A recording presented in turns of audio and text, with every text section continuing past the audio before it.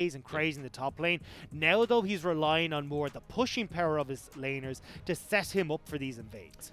You want to know what's fun, though? If you're looking at FPX, Gimgoon still hasn't lost here, Dagda. Gimgoon on FPX is still a winning matchup.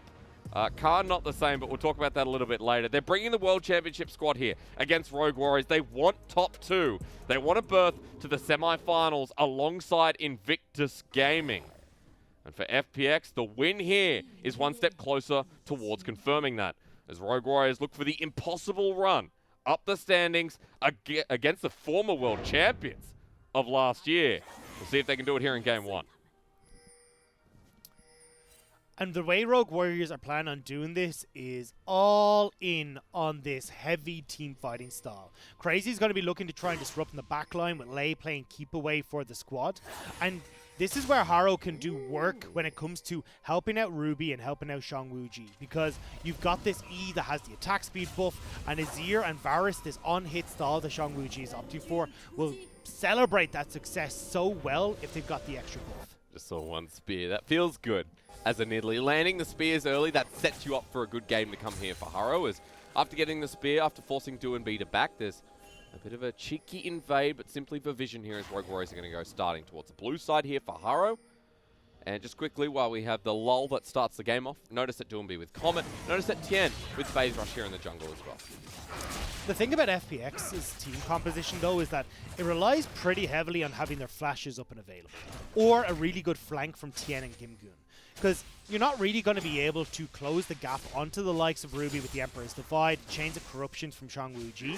When you're a Set or an Aatrox, and even Crisp on this Taric, it's really difficult to try and set this up. So either FPX are going to be relying on having Gimgoon with these teleport flanks, or controlling these objectives early, where they're the ones that can get the flank position onto Rogue Warriors.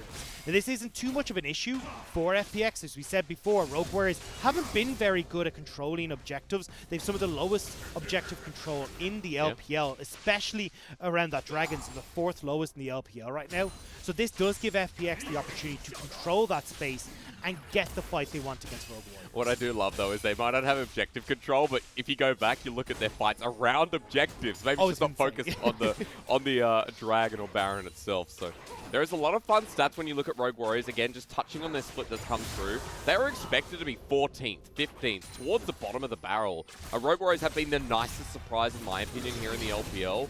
Better than expectations precede them, as Gimgoon and Crazy. That's exactly what the matchup feels like right now. Level 2, kind of pushing each other around. But Crazy here, deeper in the lane.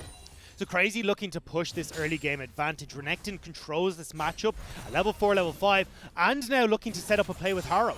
Gimgoon's trying to clear out the wave. The flash comes through from Crazy. Haro comes in as well. What a dive. What a beautiful first blood. And that's what we said.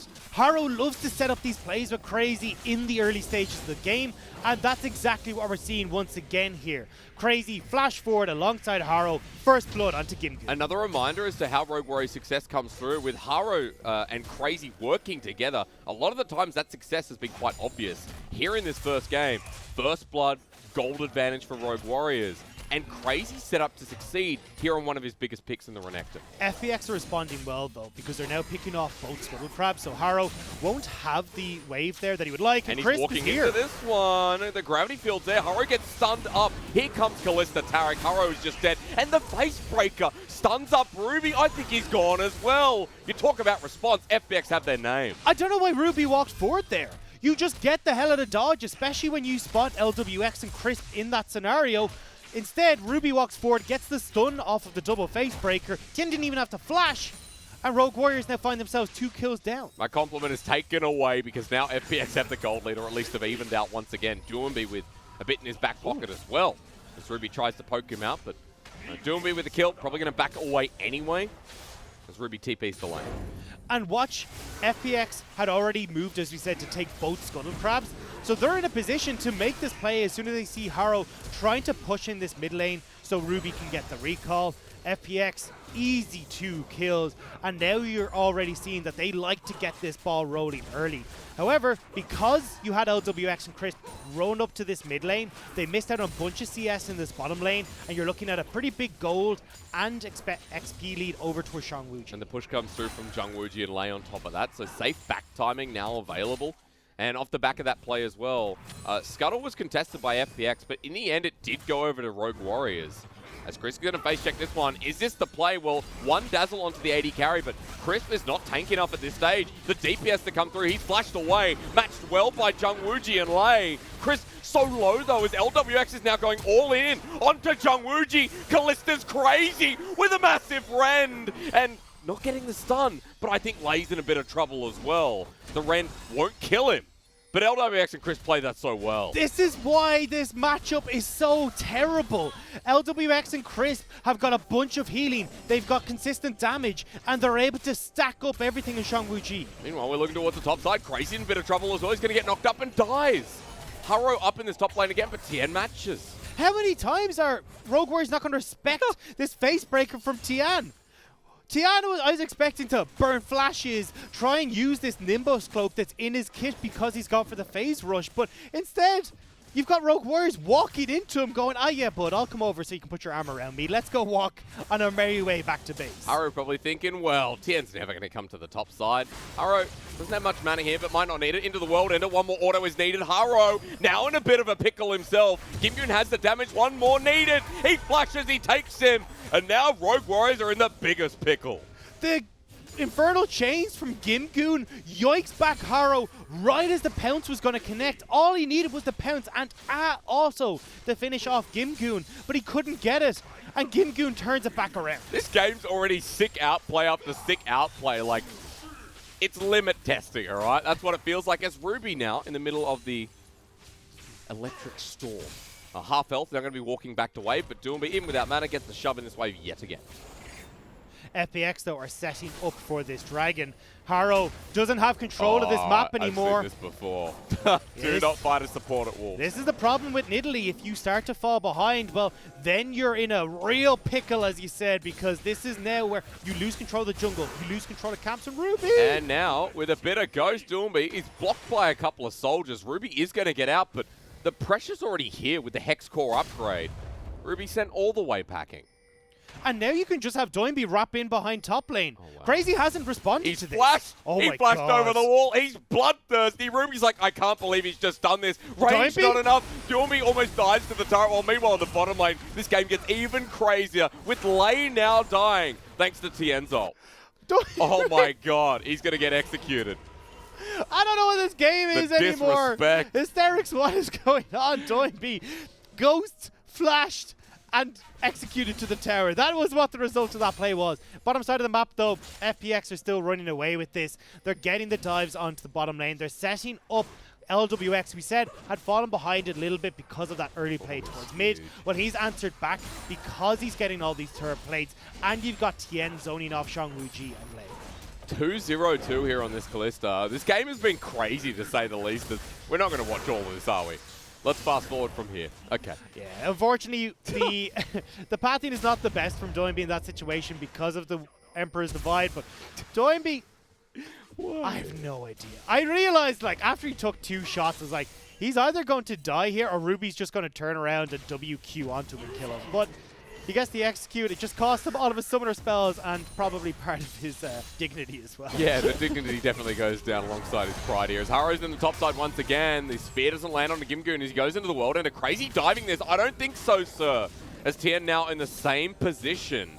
It hasn't been spotted out yet. Hex Flash coming in. Face Breaker at the ready, but can't get it in time. Haro going to pounce out. Hex Flash for the punch. Couldn't get the Face Breaker, as you said. But now, again, it's miscommunication from Rogue Warriors. Crazy's going in while Haro's backing out. And despite this really good early game, that first gank we saw, it's been all FPX since then. And they've picked up a 1.5k gold lead. Doomby's going to pick up a blue. Tien says, whatever happened top, just don't let it happen again. As in this wave, he's actually behind 20 CS at the moment. So Ruby reset a little bit earlier. He got a bit more CS as well. And Doomby falling behind with the gold lead is a bit of a worry against the Nazir. Well, usually Rogue Warriors have this fallback plan of Ruby on this Nazir. They can count on Ruby to still have these great performances if they're still around come the 28-30 minute mark. However, when you're FPX, you've still got the same scaling in this mid laner. The Victor will do just as much as Azir in team fights. Yep. And you've got a jungler that can be far more impactful in fights than Haro can be.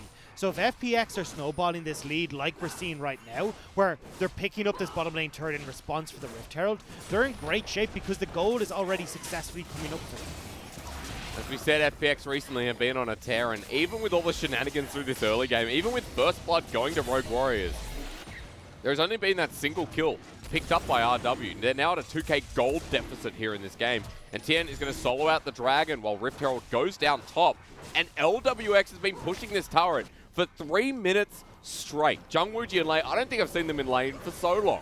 And that's where you can look at just the CS, the experience lead that now has gone over towards LWX. He was 10 CS behind. He's now 10 up and a level up. Gimgun does the same respect towards the top side. At least Rogue Warriors making this play do get some gold back in to the core carry that has been crazy. But the core carry of this composition is not crazy. Yep. It's Azir, it's Shangwuji on this Varus. And that's not where the gold has been put whatsoever. So yes, Renekton's getting fed, but what's he going to do against Doinby, LWX, Crisp who's looking to stun him up, even the Cosmic Radiance that can come down to disrupt Crazy's engage. FPX have answers for the Croc, so it's the rest of Rogue Warriors we need to see that success from, and that's not happening right now. In Blade of the Ruined King from LWX, 202 as a reminder towards his scoreline. With that Blade of the Ruined King, LWX is now going towards the top side alongside Gimgoon. Eyes on the prize in that top lane outer turret. And Crazy has positioned himself up here. It's a late back from Shangwuji and Lei, so you can get more of these turret plates going over to LWX right now. And I'd love to see in a few moments when we swap over towards our gold just how big LWX's gold is, because he's got to be pretty happy with his back pocket and the pouch of gold he's picked up. Haro lucky he doesn't get caught out there. Probably going to be dead with the Infernal Chains, but that's already 2 bits of turret plating. Haro's like, please make this stop. LWX should get 3 before the Cavalry and Jungwooji and Lei arrive. It's FPX though, they never stop. They have an 82% win rate after First Blood, 77% win rate after First Tower, and they've just picked up First Tower. They didn't quite get First Blood, but FPX love running away with these games when they've got that lead. And you notice TP was just used there by Gimgoon, so FPX looking to back away, but TP response here from Jungwooji. Everyone collapsing in. Emperor's Divide only onto Chris. As Cosmic Radiance comes down, hits 3. They want to take this, they flash forward, and 3 versus 4. Is this too gumptiony? Well, LWX says no. He takes the first one down with Tien, and Chris Mandui re-engage as the lightning strikes, and Rogue Warriors are gone. There is nothing left for Rogue Warriors in this top lane. The tower will go to FPX. The team fight goes to FPX. And even when we look towards the mid lane, or towards the bottom lane, Gimgoon's pushing in onto a tier 2 tower on that side. LWX is giga-fed. You know, you start the game with Drain, then you get Mega Drain.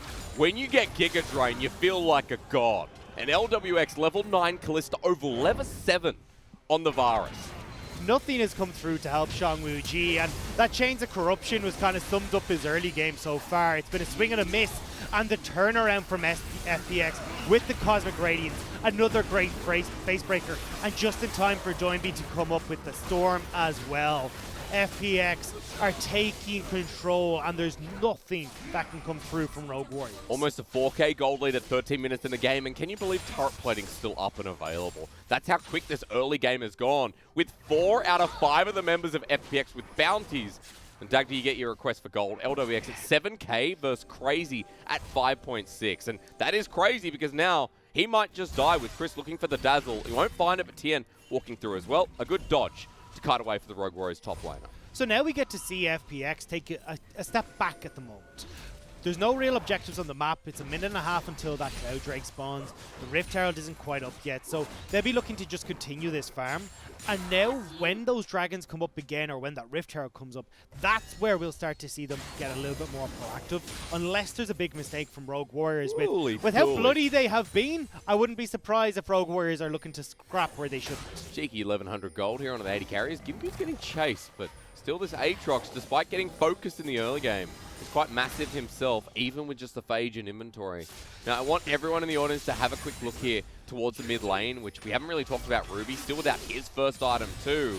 But importantly to note, Doinby has the Hex Core upgrades now completed after his run-of-the-mill fights. And look at the bounties that are all across FPX as well. The entire squad is stepping up here. And as you said, Hex Core completed, Blade of the Rune King completed for LWX, Black Cleaver nearly on its way for Gimgoon, and it just feels like off of these one items that they'll be able to do so much more. Dominant's going to be used, well done to in response. Now, I think Crazy could be in a good position here. No one is going to interfere. Gimgoon is running away, rather, flying at this point. Crazy can't get the job done. He has to back away because Tien spotted moving up the river. And the rest of Rogue Warriors aren't able to do anything with this pressure. Ruby's just backed away. Xiangwu Ji has got the wave collapsed nearly into his tier 2. So this is Crazy overextending and was lucky not to get punished. Rogue Warriors, if they're going to use the advantages that Crazy have, need to be pushing in aggressively when he's able to have these 1v1s versus Gimgoon. Look at the Black Cleaver for Executioner's call in there as well, but waiting for Gimgoon to take that next back. Crazy still very deep in this lane while FPX turn their attention to the Dragon. We spawn a Mountain Rift with FPX having all the Dragons so far. It's the Rift Herald, though, where we're going to see Rogue Warriors look to contest. That's why they're getting the vision down. They don't really care about giving a second Dragon over to FPX. They need time to get the scaling in under the belt, get some items onto Ruby, get them onto Xiangwu Ji. And we haven't hit that point yet. You're in a Rune's Hurricane and the Blade of the Rune King for LWX. Now you see why I'm with laughing. Just the Blade of the... Not even a Blade of the Rune King for Xiangwu Ji. It's components at this point. It is LWX's game, and it's funny because in the middle of the split, I thought LWX wasn't having the same performance he had last year, with LWX's lane being so heavily focused in the past with this change of style towards FPX. LWX and Chris have kind of been left on an island in some games, and they don't look this good consistently.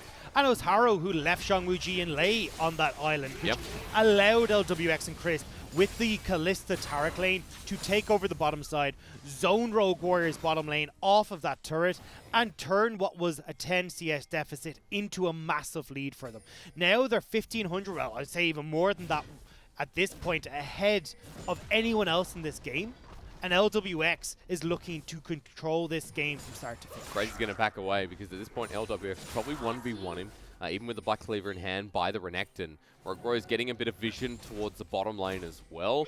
Off for FPX, they just picked up the Rift Herald. Now it's about where Tien is going to use it, because there's only one outer turret remaining through the mid lane, with inners sitting towards bottom top. And remember what we said at the start of this game. If FPX are the ones that are in control, they can get the vision towards these objectives. They can set themselves up for success with Gimgoon coming in on flanks, Tien finding his way into these engagements to set up the rest of FPX. Well, FPX are certainly in the lead in this game, and Rogue Warriors are struggling to get vision control for themselves, not able to spot out where these flanking players from FPX are going to come from. At least for Rogue Warriors, a bit more time, and maybe we can see the gold lead mean less and less, because at this point, Blade of the Rune King now finally picked up for Xiangwu Ji. The Azir had Luden's Echo before, but it looks like the Nashes will be coming secondary too, with Crazy now level 11, with a longsword in hand as well. So Rogue Warriors are picking up items, however slow. And they can't leave FPX on the map for long to try and get some gold into their pockets, because if FPX slip off into this Baron pit, which is going to spawn in 2 minutes, they have a very quick Baron taking team. Yeah. So this is where you've got to be consistently rewarding for Rogue Warriors, and that could be the opportunity for FPX to catch you out and find a fight in their favor. Now trying to find a response play onto Gimgoon, who's moving up to the mid lane because Rift Herald will spawn into the world, and Crazy's going to be joining him shortly as well. Harrow with the re-engage, 1 versus 2. Gimgoon even with a Black Cleaver, I'm not sure. As he dodges a Javelin toss though, now I am, because Rift Herald gets mid. And it won't get a second charge, but FPX with more gold in their pocket. And straight away, the controlled wards are going down. The vision is taking over that top lane, and FPX are not looking to let up for a second. They'll push in this top lane, they pushed in mid, they'll back and spend all that good gold that they've got. What you're seeing on the bottom of your screen is LWX farming 9.5 CS a minute, plus he's 3,200 gold in front of Xiangwu Ji. Like we said, it's that item and a bit, almost 2 items at this point. So a very big early game here for LWX, who's split pushing. Does he think he's the Shy? Because he's acting like him. This is where you get the Sanguine Blade coming in next. You sell the Rune's Hurricane, go, nah, I'm all on this side lane. But this is now the problem that we saw prior for Rogue Warriors, where they're opting for Ruby on this Azir. They don't have control in the early game. If things start to go awry for Harold, there's no support coming through from that mid lane pick. And now Tien is taking over. FPX are a hold of taking over. And Harrow hasn't been able to stop LWX from this early game. No. After what was such a great start, compliments go to Rogue Warriors for that dive that was so beautiful in the early game. But then FPX, it's like you make one mistake and FPX capitalize. You make another, they follow that up continuously, right? It gets to the point where that disrespecting flash towards the top lane hasn't hurt FPX really at all. As in another team you'd face and you go, well, actually that could cost us the game, right? And that's the problem. You cannot let your guard down for a second against FPX, and then you end up in this horrible mindset of afraid to make plays because you know if something goes wrong, FPX will slam that victory home. And Rogue Warriors now find themselves in a very detrimental position, 4,000 gold down. This Soul Point Dragon is about to spawn, and Rogue Warriors, they're going to feel like they need to fight, and because they're Rogue Warriors, they're going to fight. They're going to fight. I mean, you got to give props to Rogue Warriors yet again. Even being down gold, this team will fight you. And there's been times when they shouldn't have won fights, but they have. So still, this game isn't over. Even in game 1, FPX having the lead as they go towards Mountain. See what Rogue Warriors do towards Baron. I was about to say Rogue Warriors have a very fast Baron taking team themselves. They're starting it up. No vision here. The FPX have no idea this is going down. This is why I said you can't count out Rogue Warriors. Zhang Wuji showing in the mid lane. Pings are going down. Now spotted out at 5k. They might have to back off, but that was close. You got to give him credit for that as well. That was a smart call, but unfortunately they weren't able to pull the wool over FPX's eyes. FPX have now congregated towards this top side, forcing Rogue Warriors back. And now FPX are on the hunt once again for any Rogue Warriors members. Okay, Mountain Soul as well taken in the meantime while we're watching that sneaky Baron. 4 minutes 30 till the Mountain Soul Rift. That is going to be very nice on Tien and Crisp. As FPX are like, now it's our turn, but we want you to know. Yeah, they're going to do this right in front of everyone's faces, but there's no vision here right now. That ward has been cancelled out by the control ward. Rogue Warriors have gone back to base, so they're only coming back onto the map. This is going to be gone before Rogue Warriors can get to it. Well, Haro crazy and late R over there, so it looks like just in time as the ultimate comes through from Doombeat to zone them out. They're taking a long path around while Tien is here. The Empress Divide on the backside. He flashes in front of the pit while Rogue Warriors try to get in. Haro is going to die while it dies as well. And now Lei looking to share the same fate as the Fate's call there. Gimgoon forward, a double man knock up, and Rogue Warriors to their death stand in front of this pit and look FPX in the eye. And Tien was able to leave that Baron entirely to LWX's hands.